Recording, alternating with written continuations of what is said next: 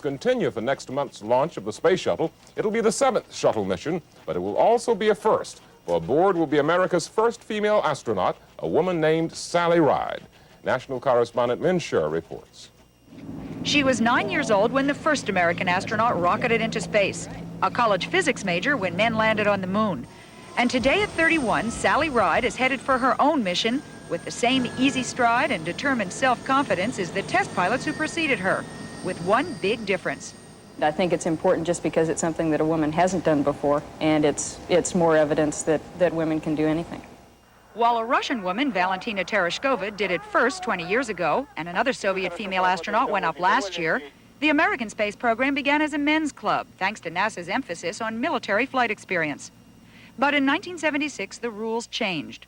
The space agency invited scientists, called mission specialists, for shuttle training, and for the first time actively recruited female applicants. Today there are 8 women, all mission specialists, in the 78-member astronaut corps. We've seen women play a big part in the space program, but not the part that's got the visibility, not the part that takes you to the moon or now on shuttle, and I think it's probably about time. Dr. Ride came to NASA in 1978 with a PhD in astro and laser physics. She has her pilot's license, but will sit behind the commander to act as flight engineer during ascent and re-entry. Her main task on orbit, to launch satellites, one with a remote manipulator arm at which she's an expert.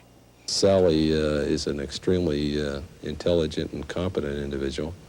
Any task that we've given Sally, any technical job we've given Sally, she's done it extremely well. She fits the mold that we're looking for as far as crewmen or crew persons are concerned. Her assignment to the 7th flight, commanded by the shuttle's first pilot, Bob Crippen, known as Crip, set off a media blitz. Sally, look right here. Yeah, thanks. I don't mind people asking me questions about what I'm going to do on orbit and whether I'm going to be doing any of the cooking on orbit, unless it's asked by someone who expects that the only reason that I'm flying is because Crip needs somebody to serve him coffee. For his part, Crippen acted early to deny any such notions. But Sally's on this crew because she's well qualified to be here. Her training has left little time with her husband, fellow astronaut Steve Hawley, whose own first mission is scheduled for next year. He's proud of her assignment and admits theirs isn't the usual 2-career marriage. Teachers would talk about teaching at home. We talk about flight rules and flight performance reserves and ISPs and solid rocket motor performance and things like that, but it's because we enjoy it. Dr. Ride used to be a nationally ranked tennis player, but stays in shape now through less competitive means. Even that hasn't relieved the stress attached to this mission. I do feel that there's some pressure for me to not mess up. I think I'm intending to do a really good job. And she gives credit to the women's movement, that's the female symbol on her mission patch, for making her historic journey possible. Do you think that you are as good as any male astronaut here? Yeah.